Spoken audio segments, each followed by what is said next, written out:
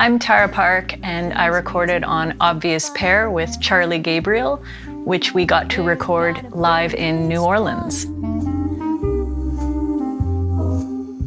The session took place at Esplanade Studios, which is a gorgeous big space converted from an old church and was famously used to record by artists like Eric Clapton, Bonnie Raitt, Van Morrison, The Roots. We felt lucky just to be in the space, and we expected to be in one of those tiny booths, but we got access to the main, big, beautiful sanctuary space, which was amazing.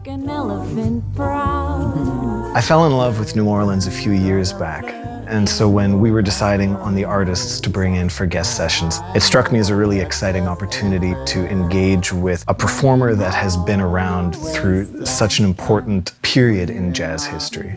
My family moved to New Orleans in 1856, and my dad had 11 of us, and all my brother was a musician. I never had a day job. Yeah. I always played music. I've been playing music since I've been 11 years old. Charlie Gabriel is the elder statesman of jazz music in New Orleans. He was in the room when Charlie Parker and John Coltrane were making music. He toured as a young kid with the Lionel Hampton Orchestra and had the opportunity to play with artists like Aretha Franklin. Aretha was one of the most finest person you want to meet.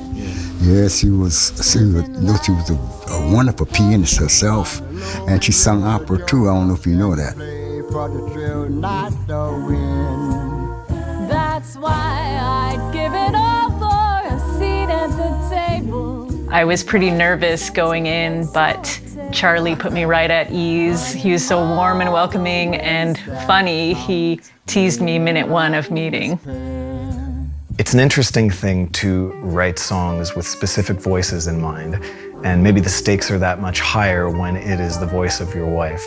Aaron wrote Obvious Pair in the style of an old jazz standard, but the lyrics really reflect my and his relationship, where I'm sort of the Ernie to his Bert.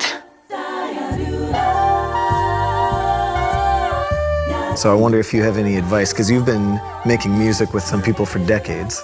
So how do you keep it together? They have to want to become one person. They have to all become one of whatever we're doing. It's true love that this music keeps alive. Simplicity is the key.